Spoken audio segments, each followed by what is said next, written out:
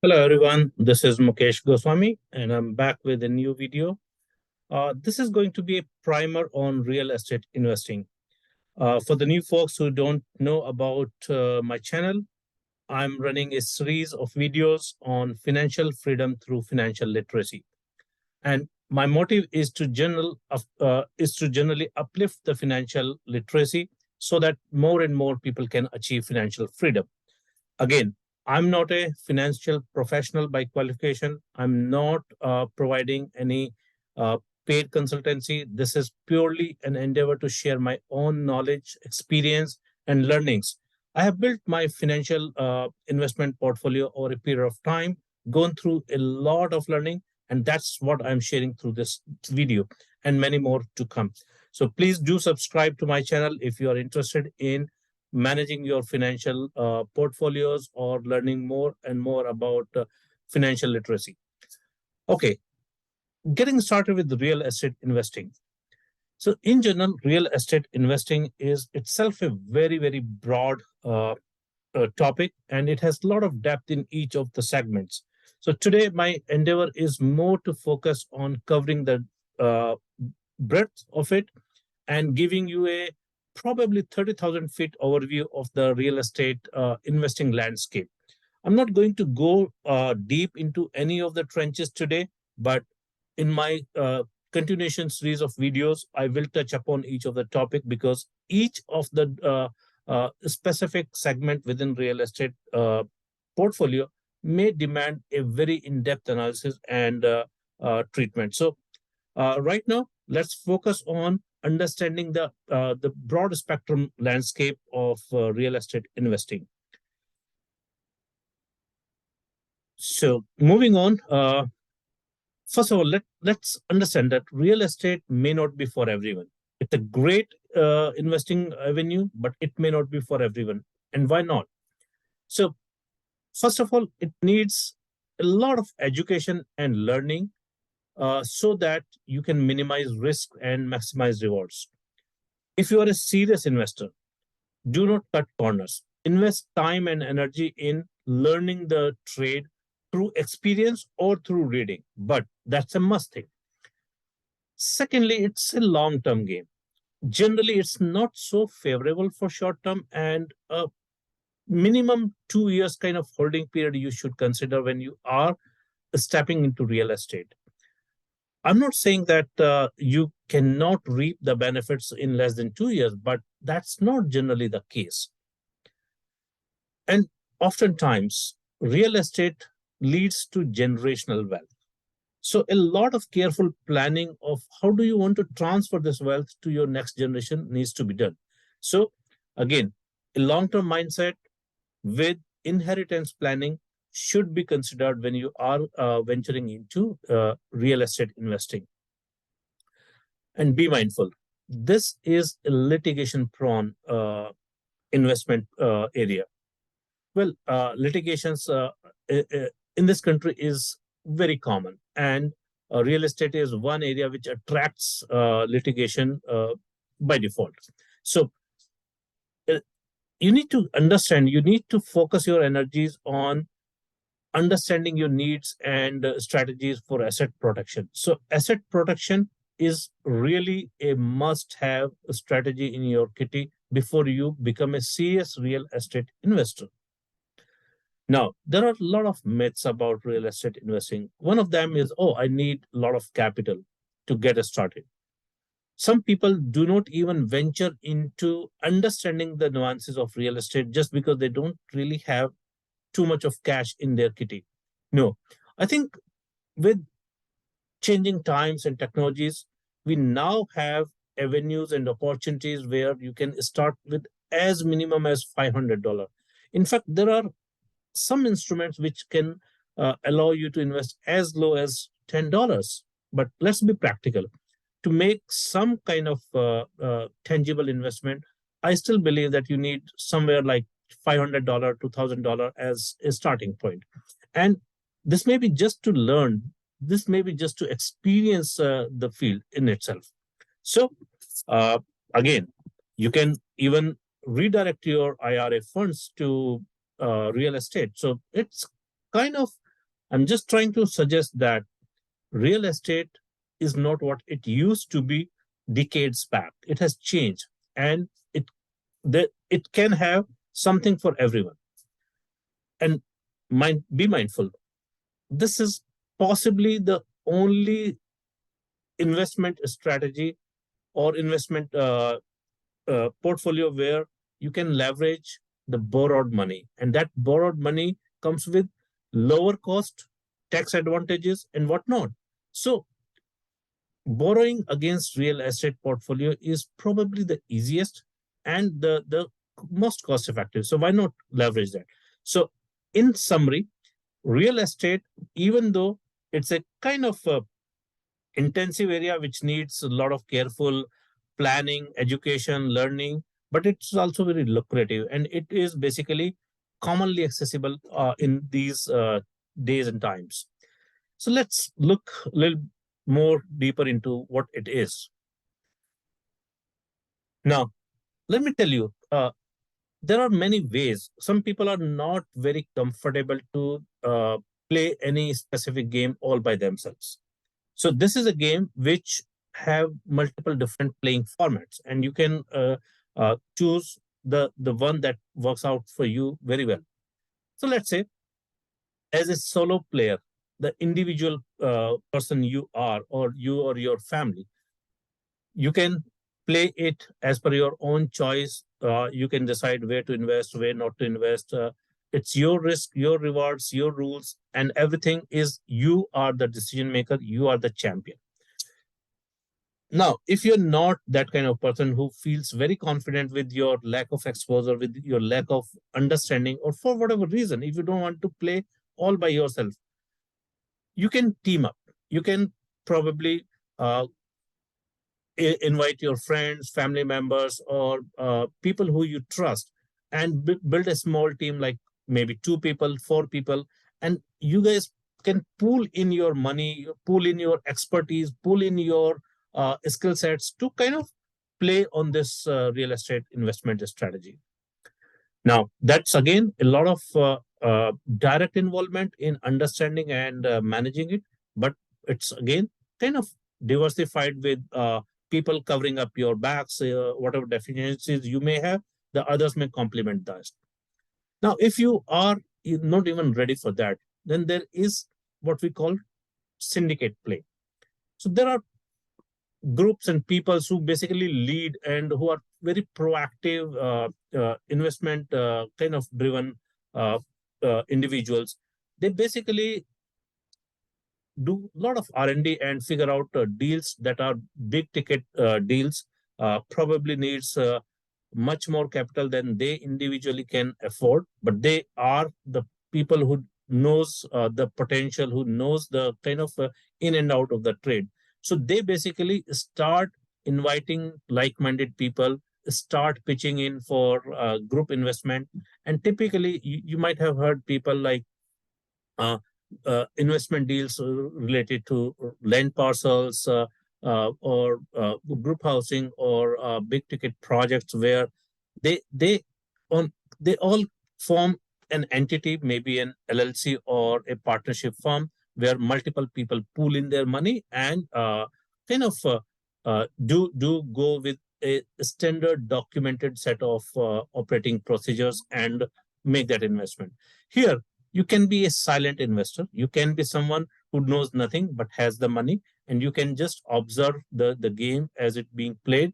And since it's a play done by the syndicate, be watchful that you are on equal footing with rest of the other folks, so that you can reap the right benefit. And then there are like mass community play, which is a professional organization is basically kind of inviting common man, or inviting the common investors to kind of invest in their portfolio. So it's not about a specific property, a specific deal, but it's about a company is all managing a kind of investment strategy, building portfolios, acquiring various projects at different point in time, and they are all professionals. So you buy a kind of share in that portfolio by investing maybe as little as $10. So that's a kind of pooled in investments that where you are completely silent, but you are getting the constant updates about what's going on. So again, pick and choose what works for you, what doesn't work for you. My objective here is to just let you know that yes, there are so many different formats, and wherever you feel comfortable, you can just play along. And there are two broad strategies. As an investor, you have to pick and choose where is your focus. So there are people who focus on generating a passive income, and there is they pick up that strategy that we are putting the capital to use where this capital can generate a passive income without my day-to-day involvement in that. That's called passive income strategy. And then there is wealth building strategy where there are people who don't care about cash flow today, but they say that, okay, I want to build a kind of significant amount of wealth over a period of time. I don't care whether that wealth is going to give me return today or not. So let's look about passive income strategy. Here, the focus is monthly cash flow, probably monthly or quarterly, or maybe sometimes once in a year. It's primarily that you put some investment, you don't actively do anything about it, but you still get irregular cash flow. So, very correlative example is when you put your money in savings bank account and you get some kind of monthly interest. Here in real estate, there are so many avenues in that direction. Now, while the focus is on generating the cash flow, there is always in real estate market some appreciation of your investment. That appreciation may not be your driving factor, but it's an added advantage. And that appreciation may not be as significant as it may be in wealth building strategy, but it is still lucrative.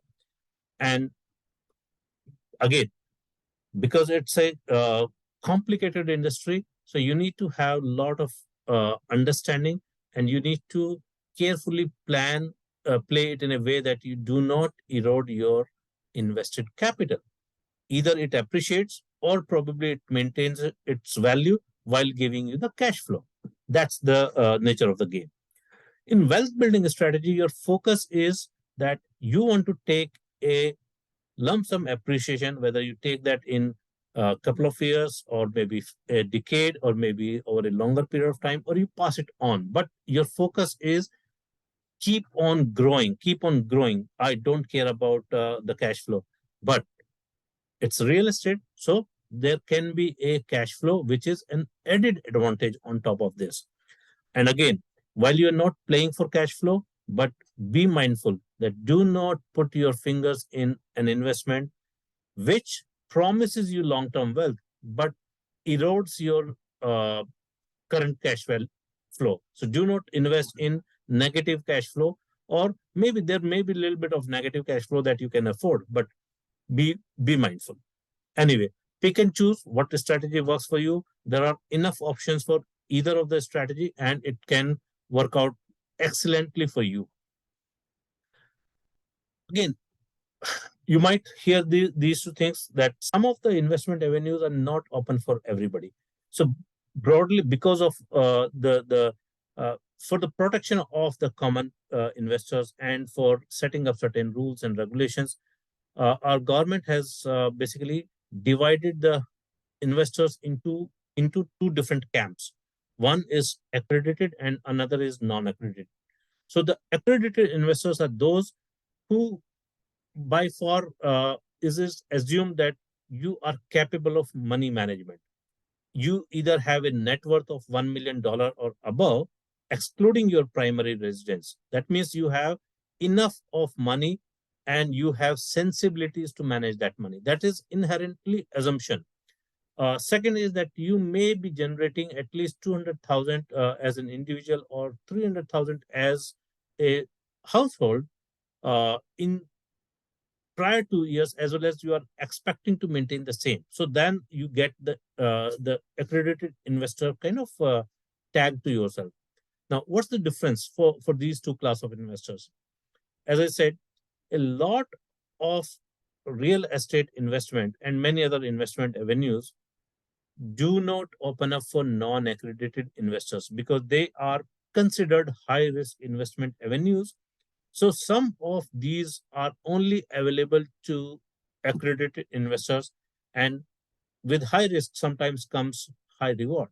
So a lot of times many non-accredited investors feel left out from these kind of lucrative, seemingly lucrative avenues. But again, this is for their protection because of their inherent ability to manage risk, and or the perception about managing risk comes because you possibly do not have that kind of wealth to handle anyway. So depending on what kind of investor you are, you can participate. There is still a lot of avenues for even non-accredited investors. So don't get discouraged if you are not in the first camp, right? So let's look up at some of the passive income options. What are the options that you have if you want to adopt the strategy of passive income? And again, this needs a lot of in-depth understanding, but I'm just going to give an overview of what are the different instruments and avenues available for passive income, and we will discuss one by one in detail in subsequent videos. Now, very first thing and very common thing that probably everyone has seen is residential rental. Residential rental is basically your single family homes, a small multifamily, which typically is duplex, triplex, or fourplex, condos or townhomes. These are in residential rental where you get very, very lucrative monthly rental income after investing the money. And good thing is that these residential rental incomes do get a very favorable mortgages from the financial institutions at a kind of very cost effective interest rate and very flexible durations, and it basically up to 80% easily on a investment property you can get those mortgages. So effectively for $100,000 property, you are investing probably just about $20,000 from your own pocket, and you are pocketing a decent rental income. So that's one. Second segment is multifamily, student, and group housing. These are like larger footprint kind of housing portfolios. They do not come into from the mortgage perspective. They are considered commercials, so they are funded by commercial mortgages. It comes at a higher rate, but again, this is one higher ticket, bigger ticket kind of investment, which is again a very lucrative option. So people do can consider in investing in those as well. Then comes short-term rentals, vacation rentals. Short, like everybody is familiar about how Airbnb kind of situation works. So you can buy properties which you can put into uh, short-term rentals year long for some for seasons specifically and all that, and that can turn out to be a very good passive income generator as well. Then there are dividend paying REITs. REITs are basically a real estate investment trust. These are again a specific type of instrument. I'm going to talk about those in separate video.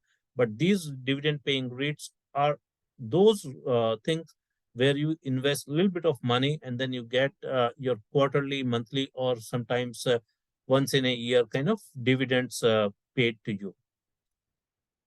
Another avenue that a lot of people might not have heard is you can be a lender yourself. If you have some surplus money and you don't want to invest in any of these kind of other options, then you can lend that money through some platforms which kind of enable the micro lending to other third parties. And these micro lending is backed by real estate portfolios. So this is secured. So you are a kind of competing person against those established financial institutions who provide loans. And obviously, these loans are at a higher rate of interest. So you can probably generate a little bit more cash because of this micro lending. Again, it's not for everyone. We will go in detail in separate videos. Nowadays, fractional ownership is also possible. So if you don't have the money, if you don't really don't want to get into the hassles of managing the properties and portfolios all by yourself, then you can tag along as a in a pooled investment. You can buy a fraction of the property. It could be even a single family home is available for fractional investment these days because of some technology kind of enabled platforms. And commercial real estate is another, like hotels, office complexes, shopping complexes. These are also cash yielding kind of investment options, even though these do take generally bigger investments. But yes, you can pick and choose, and depending on what kind of money you have to invest, what kind of game you want to play, you can pick and choose in many of these options, and it can turn out to be good for you. Now, let's look at the wealth building options. Again, residential properties are in both segments. There are some markets which are more cash flow oriented. There are some markets which are very growth oriented. So, uh, typically, you end up in residential investment and you put up tenants, but though that rental income may not be good enough as a neutral or positive cash flow. But yes, there are properties which appreciate very, very faster, but they do not provide you enough cash flow. So this is one good avenue for wealth building. Flipping is another big avenue where you basically buy properties which need renovation, which are probably sold of distress in foreclosure, or for so many reasons, those properties are available only to people who can buy those, make rehab those properties, renovate and sell. So this is a business where you basically churn properties, buy in kind of unlivable conditions, convert them, rehab them, and for profit sell them. Then there are land parcel investments where you buy big land parcels, go through the whole regulations and permits, and working with city authorities to kind of get that ready for construction and living, and you sell them in the lots, or you construct the houses and then sell them. So again, this is again a very good wealth building strategy. There are REITs. REITs again are, some are very cash flow oriented REITs, some are growth oriented REITs. So you can pick and choose a small investment in a wealth building REIT where probably $1,000 may turn into a couple of $1,000 in 5 years, 10 years, depending on what kind of options you pick and choose. Then there is one big uh, terminology that you might have heard: 1031 exchange. 1031 exchange is nothing but kind of a special provision that our government has allowed, where every real estate that you sell is, if it is making capital gain, you are paying a fair share to Uncle Sam for that capital gain tax. Now, if you are a very uh, if you're a very savvy real estate investor and you are building long-term wealth, you might be kind of consolidating, making changes to your portfolio. You may want to sell some part of it, acquire another part of it. So 1031 exchange essentially enables that. So it basically defers your capital gain uh, to a to an infinite time. So the only caveat is that whatever you are selling, you have to buy a similar nature kind of property. Similar nature doesn't mean that if you are uh, selling a 2,000 square feet house, you have to buy another 2,000 square feet house. It is similar in nature, but you have to keep, it's a consolidation game where you basically keep changing the face of your portfolio, but keep deferring the capital gain tax. So, in short, these are some of the options for wealth building strategy. And again, as I said, we will go deeper into each of these in detail in subsequent videos. But this is what I wanted to cover as giving you a full spectrum overview of the overall real estate investing. Uh, I'll be coming up with more videos going deeper into each of these segments, share my own learning, share my own experiences as I built my real estate portfolio. And uh, please do subscribe to my channel. You will get notifications for the new videos. And in the comment section, please do post your comments. And if you want to go deeper into any specific topic, keep suggesting through your comments. I'll be very proactive in managing those comments. So for now, that's all. Thank you for being patient listeners, and I'm happy if I can provide any help to anybody with respect to financial literacy. Signing off for now. Thank you. This is Mukesh Goswami. Please do subscribe my channel.